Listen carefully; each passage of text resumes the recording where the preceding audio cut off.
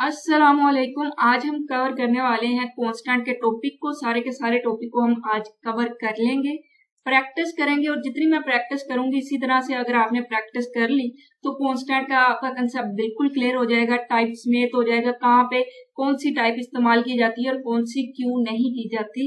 हर सवाल को देखेंगे, घुमा फिरा के कोडिंग करेंगे ताकि हर तरह का डाउट आपका क्लियर हो जाए। तो जल्दी से स्टार्ट करते हैं। सबसे पहले हम कांस्टेंट से। तो कांस्टेंट हमें नाम से पता चल रहा है कि कोई ऐसी क्वांटिटी होगी या ऐसी कोई वैल्यू होगी जो कि चेंज ना हो सके। अब जो वैल्यू चेंज ना हो सके, क्या उसको प्रोग्राम में हम चेंज कर पाएंगे? अगर हमने प्रोग्राम में उसे चेंज कर दिया तो फिर उस कांस्टेंट का क्या मीनिंग रह जाएगा? हर चीज को एक एक करके समझेंगे। लेकिन सबसे पहले कांस्टेंट से मतलब यह है कि ये कोई ऐसी क्वांटिटी है, कोई ऐसा नंबर है, कोई ऐसा नेम है जो कि प्रोग्राम की एग्जीक्यूशन के दौरान भी चेंज नहीं हो रहा। तो यहाँ पर उन्होंने कहा कि दो टाइप्स है कांस्टेंट की, एक है लिटरल, एक है सिंबॉलिक। लिटरल कांस्टेंट की बात करें तो बहुत ही ज्यादा सिंपल और आसान है कि कोई भी वैल्यू जो आप डायरेक्टली प्रोग्राम के अंदर लिख रहे हैं उसको हम लिटरल कांस्टेंट कहेंगे। वो एक नंबर भी हो सकता है, एक नाम भी हो सकता है, एक स्ट्रिंग भी हो सकता है। स्ट्रिंग का मतलब ये होता है कि जो करैक्टर है, जैसे एच एक करैक्टर है, ई एक करैक्टर है, तो जो करैक्टर की कलेक्शन होती है उसको हम स्ट्रिंग कहते हैं। तो जब भी हम मैं स्ट्रिंग कहूंगी तो इसका मतलब ये होगा कि करैक्टर्स की कलेक्शन को मैं स्ट्रिंग कह रही हूँ। तो स्ट्रिंग को अगर आपने डायरेक्टली अपने प्रोग्राम के अंदर लिखना है तो उसको हम कहेंगे कि वो लिटरल कांस्टेंट है। लिटरल कांस्टेंट के आगे चले तो कुछ टाइप्स हैं, इंटीजर, फ्लोट, करैक्टर, स्ट्रिंग। अगर तो आपने वेरिएबल और डाटा टाइप हर टॉपिक पिछला कवर कर रखा है, जो कि हमने अच्छे से समझ रखा है, तो ये तो बिल्कुल भी मुश्किल आपके लिए हरगिज नहीं होना चाहिए, क्योंकि मैंने बहुत ही आसान तरीके से आपको हर चीज को क्लियर कर दिया। तो सबसे पहले टाइप की बात करें उससे पहले मैं आपको बता दूं कि ये मैं सिर्फ ओवरव्यू दे रही हूँ, फिर हम इसकी प्रैक्टिस करेंगे, क्योंकि जब आप कोड करना स्टार्ट करेंगे असल समझ आपको तभी आएगी, फिर आपको रट्टेबाजी की जरूरत नहीं पड़ेगी। तो इस बुक में कहीं भी आपने रट्टा बिल्कुल नहीं लगाना। बहुत ही ज्यादा बेसिक से लेकर मैं चल रही हूँ, ऐसे चल रही हूँ जैसे कि अगले इंसान को प्रोग्रामिंग के रिलेटेड कुछ भी पता नहीं है। अगर वो भी मेरी इन प्लेलिस्ट को फॉलो करेगा तो वो भी हर चीज को अच्छे से समझ जाएगा। तो पॉइंट की तरफ वापस आते हैं कि जो इनकी टाइप है, जैसे कि इंटीजर है तो इसका मतलब कोई इंटीजर कांस्टेंट, कोई इंटीजर वैल्यू हम डायरेक्टली प्रोग्राम के अंदर लिख रहे हैं। फ्लोटिंग पॉइंट है तो इसका मतलब कोई पॉइंट वाला नंबर है, पॉइंट वाली वैल्यू है जिसको हम as a constant directly program के अंदर लिख रहे हैं। इसी तरह कोई करैक्टर है, इसी तरह कोई स्ट्रिंग है यानी करैक्टर की कलेक्शन है। इन सब को अगर हम डायरेक्टली ऐसी वैल्यू को डायरेक्टली कांस्टेंट के अंदर लिख रहे हैं तो उन वैल्यू के हिसाब से हमने कह दिया कि वो इंटीजर कांस्टेंट है, वो फ्लोटिंग पॉइंट कांस्टेंट है, करैक्टर कांस्टेंट है। तो यहाँ पर उन्होंने बता दिया कि बाय डिफॉल्ट तो ये प्लस होगा, पॉजिटिव होगा इंटीजर। आप नेगेटिव वैल्यू को भी लिख सकते हैं लेकिन उसके लिए माइनस साइन यूज करना पड़ेगा। ये उन्होंने एग्जाम्पल बता दी। ये चीजों को सिर्फ आपने रीड करना है, पढ़ना है, रट्टा नहीं लगाना। बस समझना है कि फ्लोटिंग पॉइंट कहाँ है, कांस्टेंट तो क्यों कहा है, करैक्टर कहाँ है तो क्यों कहा है। तो करैक्टर में ये सिंबल वगैरह भी आ सकते हैं, आप डायरेक्टली इन्हें लिख सकते हैं प्रोग्राम के अंदर। इसी तरह स्ट्रिंग है, जैसे कि पाकिस्तान, हेलो वर्ल्ड या कोई भी कलेक्शन ऑफ करैक्टर है तो उसको हम स्ट्रिंग कहेंगे। अब यहाँ पे क्वेश्चन हो सकता है कि ये नंबर है, लेकिन अगर हम इसे डबल कोट्स के अंदर लिख देंगे तो ये एज अ स्ट्रिंग इस्तेमाल होगा। तो हमेशा याद रखिएगा कि अगर नंबर को भी हम डबल कोट के अंदर लिख देंगे तो उसको भी क्या कहा जाएगा, स्ट्रिंग कहा जाएगा। और डबल कोट के अंदर अगर हम कोई भी वैल्यू पुट कर रहे हैं तो उसको स्ट्रिंग कांस्टेंट कहेंगे। उसके बाद बारी आ जाती है सिंबॉलिक कांस्टेंट। इसको हम बाद में यानी लास्ट पे अच्छे से समझेंगे, लेकिन अभी तक जो हमने समझा है उसकी प्रैक्टिस कर लेते हैं। ये जो ऊपर मैंने चीज लिख रखी है इसके बारे में आपको पहले से पता होना चाहिए। अगर आपको इतना भी नहीं पता तो अभी इस चैप्टर को मत स्टार्ट करें, चैप्टर 1 से प्लेलिस्ट को देखना स्टार्ट करें ताकि हर चीज आसानी से आपको समझ में आ सके। तो hash include IO stream using name space STD int main, ये इसका बेसिक सिंटैक्स है। क्यों है, कैसे हमने यूज किया, क्या इसका मकसद होता है, वो हर चीज हमने क्लियर कर रखी है। तो सबसे पहले अगर मैं कहूँ कि मैं चाह रही हूँ कि जो मेरी कुछ वैल्यू है डबल कोट्स के अंदर वो शो हो जाए, जैसे कि यहाँ पे हो सकता है हेलो जी, ओके। उसके बाद हर स्टेटमेंट के एंड पे आते हैं टर्मिनेटर। ये हमें पता है कि अगर हम कुछ स्टेटमेंट लिख रहे हैं प्रोग्रामिंग में तो उसके एंड पे टर्मिनेटर आएगा, अदरवाइज ये क्या हो जाएगा, ये हमारा एरर आ सकता है। और ये कौन सा एरर होगा, ये सिंटैक्स एरर होगा, क्योंकि हमने टाइप ऑफ एरर में पढ़ा था कि अगर हम कोई रूल की खिलाफवर्जी करते हैं प्रोग्रामिंग के अंदर तो वो सिंटैक्स एरर आएगा। इस प्रोग्राम को जो हमने लिख दिया इसको सबसे पहले करेंगे सेव। अभी के लिए ये स्टैटिक आपको शो हो रहा होगा, लेकिन आपने कंट्रोल एस करना है तो ये सेव हो जाएगा। उसके बाद आपने जाना है एग्जीक्यूट पे और यहाँ पे आपने इसे कंपाइल कर देना है। F9 भी प्रेस कर सकते हैं, लेकिन मैं यहाँ पे एग्जीक्यूट पे जाके कंपाइल कर रही हूँ ताकि आपको समझ आती रहे कि मैंने इस वक्त कंपाइल कर दिया। तो यहाँ पे देखिए कि कोई भी एरर नहीं आया। और अगर मैं इसको एग्जीक्यूट करूँ, यहाँ पे मैं कह दूं कि इसे रन किया जाए, तो यहाँ पे आप देख सकते हैं कि आपको हेलो जी लिखा नजर आ रहा है, यानी हमारा प्रोग्राम रन भी हो गया और इसमें कोई एरर भी नहीं आया, तो ये कंपाइल भी हो चुका है। अब यहाँ पर बात करें तो डबल कोड के अंदर हमने जो लिखा है इसको हम क्या कहेंगे, इसको हम कांस्टेंट कहेंगे। और डबल कोड के अंदर जो लिखा जाएगा उसको स्ट्रिंग कांस्टेंट कहा जाता है। तो इसका मतलब अभी के लिए जो हमने देखा कि एक हमने स्टेटमेंट लिखी जिसके अंदर हमने डायरेक्टली कुछ वैल्यू लिख दी, उसको हमने कांस्टेंट कह दिया। अगर मैं कहूँ कि यहाँ पर मैं ले रही हूँ कि इंट एज और मैं यहाँ पे कह रही हूँ कि एज 8, यानी एज जो है ना वो 8 साल है, 8 ईयर है। इंट इसकी डाटा टाइप है, यानी इंटीजर टाइप का ये डाटा होगा इसके अंदर, और मैं चाह रही हूँ कि यहाँ पे आ जाए कि एज क्या है। डबल कोड के अंदर जो भी लिखा जाएगा वो एज इट इज शो होता है, हमें मालूम है। लेकिन इसके बाद अगर हम यहाँ पर जो वेरिएबल हमने यहाँ पे डिक्लेयर किया है उसके अंदर जो हमने वैल्यू रखी हुई है उसी को शो करवाना हो, तो फिर हम इस वेरिएबल का यहाँ पे नाम लिख देते हैं और वेरिएबल के नाम को आइडेंटिफायर कहा जाता है। तो यहाँ तक हमने प्रोग्राम लिखा, कंट्रोल एस करेंगे, दोबारा से इसे कंपाइल करेंगे, देखेंगे कि इसमें कोई एरर है या नहीं। तो इसमें कोई भी एरर नहीं आया। और अगर हम इसे रन करें तो यहाँ पे देख सकते हैं कि डबल कोड के अंदर यानी जो स्ट्रिंग कांस्टेंट था वो एज इट इज नजर आया, उसके बाद हमारे पास वैल्यू आई। अब देखा जाए तो प्रोग्राम के अंदर हमने डायरेक्टली एक वैल्यू लिख दी है, इसको हम स्ट्रिंग कहेंगे। अगर मैं कहूँ कि मैं लिखना चाह रही हूँ 8.4 और यहाँ पे मैं इसका नाम बदल देती हूँ, यानी ए रख देते हैं और यहाँ पे मैं कहती हूँ इसकी टाइप जो है ना वो फ्लोट है। तो इस वक्त देखा जाए तो हमने जो डायरेक्टली एक वैल्यू एंटर की है, प्रोग्राम के अंदर लिखी है, वो फ्लोट टाइप की है, तो ये फ्लोट स्ट्रिंग होगा। इसी तरह हमने जो यहाँ पर टाइप्स को पढ़ा था, यहाँ पर अब आपको क्लियर हो जाएगा कांस्टेंट की टाइप में। ये देखिए इंटीजर टाइप थी तो इंटीजर कांस्टेंट, फ्लोट वैल्यू को डायरेक्टली एंटर किया और उस वेरिएबल की टाइप को फ्लोट किया तो वो फ्लोट पॉइंट कांस्टेंट हो जाएगा। इसी तरह कैरेक्टर कांस्टेंट के लिए कैर और स्ट्रिंग के लिए हमने जो स्ट्रिंग डबल कोट्स में लिख दिया है, अभी के लिए आप उसी को समझिए।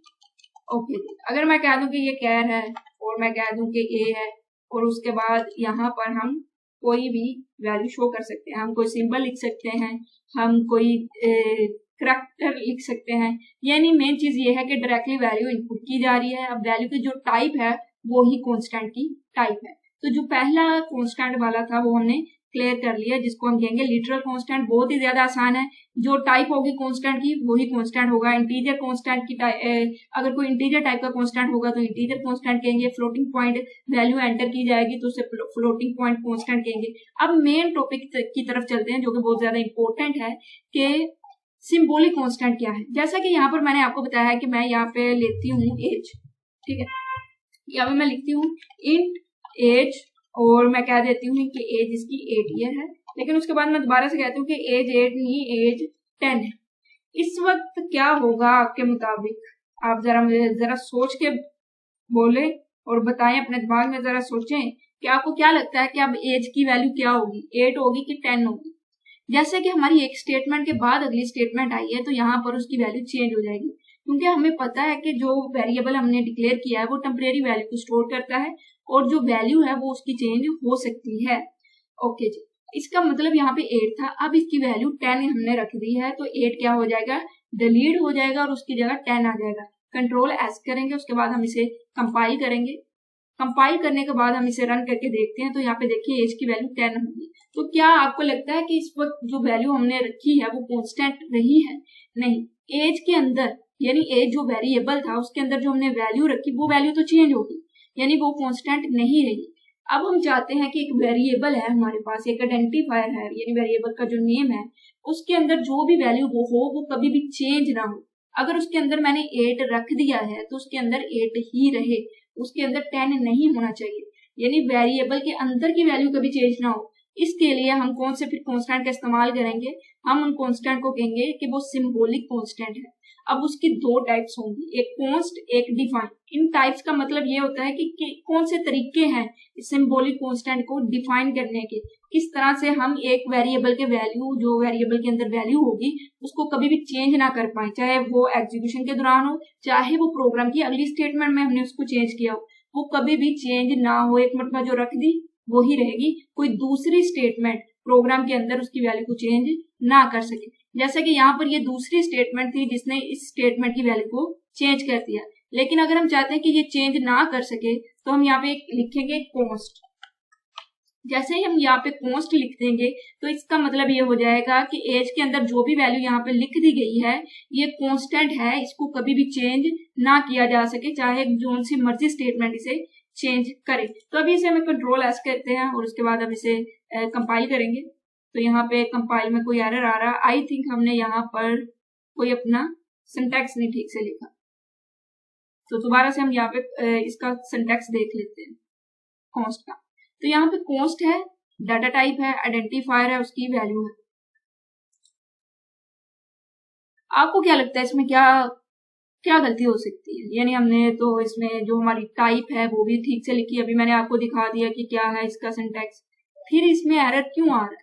इसमें एरर आने की ये वजह है कि क्योंकि हमने एज को कह दिया है कि एज एक कांस्टेंट है, इसके अंदर की वैल्यू को चेंज नहीं किया जा सकता, लेकिन अगली स्टेटमेंट इसकी वैल्यू को चेंज कर रही है, इसलिए वो एरर दे रहा है। वो कह रहा है कि ये जो कॉन्स्ट इंट एज है इसकी वैल्यू चेंज नहीं होगी। अगर तो आप वाकई में एरर ढूंढना शुरू हो गए तो इसका मतलब आप ध्यान नहीं दे रहे। आपको ध्यान देना चाहिए वीडियो के अंदर कि एरर आया तो आपको फौरन पता चल जाना चाहिए कि हम जिस टॉपिक पे बात करें उसके मुताबिक एज की वैल्यू कांस्टेंट है, इसकी वैल्यू चेंज नहीं होनी चाहिए।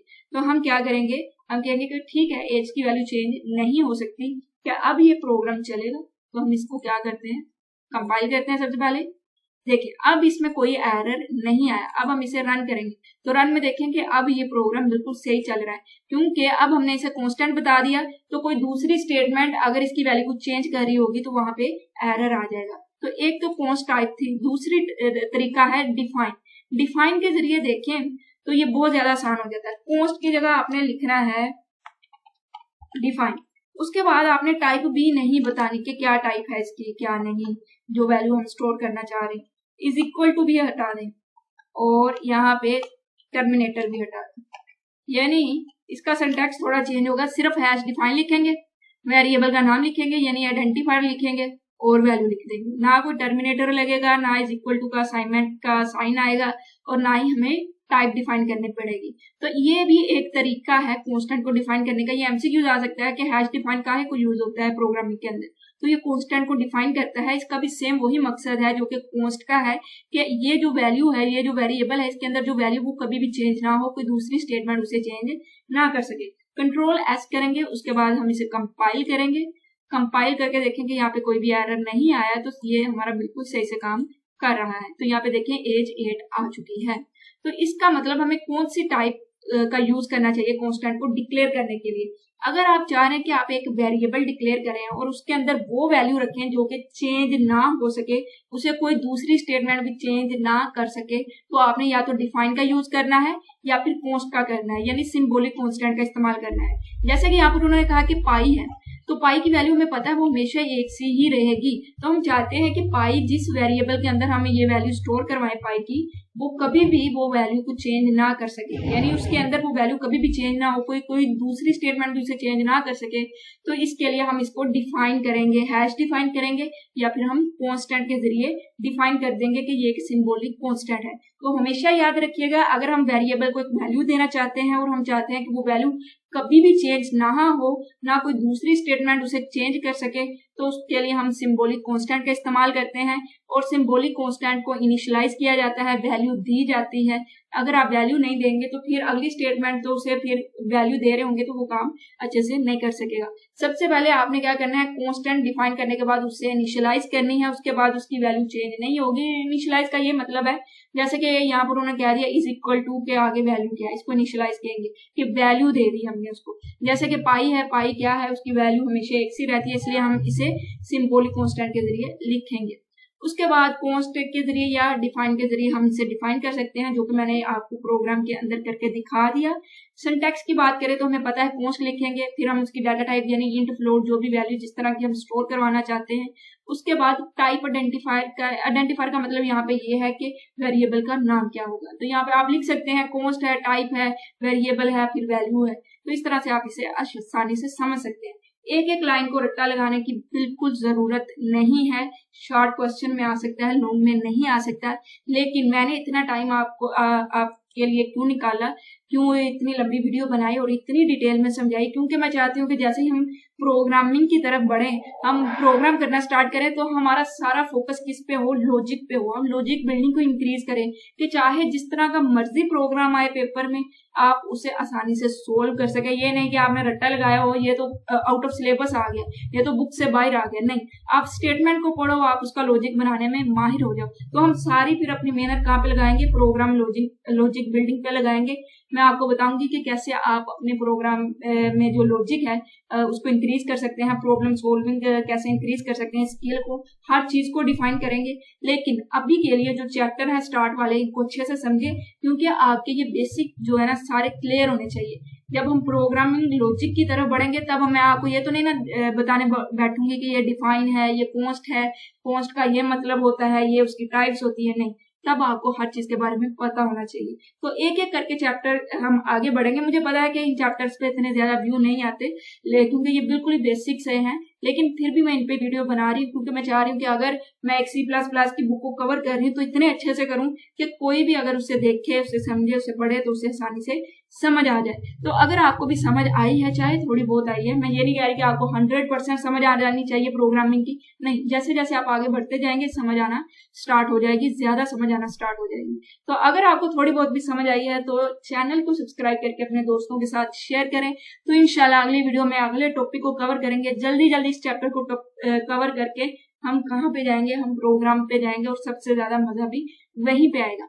वहां पर मैं सिर्फ ये नहीं कि एक प्रोग्राम है और उसका एक लॉजिक बना के आपको दिखा दूंगी कि ये लॉजिक बन रहा है, नहीं, मैं आपको बताऊंगी कि मुख्तलिफ तरह से हम किस तरह से लॉजिक बनाएंगे, कि आपके दिमाग के मुताबिक इसका क्या लॉजिक बन सकता है, मेरे मुताबिक क्या बन सकता है, क्या इस प्रॉब्लम को जो कि एक किताब के अंदर डिफाइन की गई है कि ऐसे सोल्व कर लो, इसके अलावा भी कोई इसका वे हो सकता है सोल्व करने का। तो इस तरह से हम अपनी लर्निंग को एक्सपैंड करेंगे, समझना स्टार्ट करेंगे। लेकिन उससे पहले आपने चैनल को सब्सक्राइब करना है, ज्यादा से ज्यादा व्यू लाने हैं, ताकि मुझे हौसला मिले कि ज्यादा लोग इस वीडियोस को देख रहे हैं तो मैं इस पे वीडियो बनाना स्टार्ट रखूं। तो इंशाल्लाह अगली वीडियो में मिलेंगे, तब तक के लिए अल्लाह हाफिज।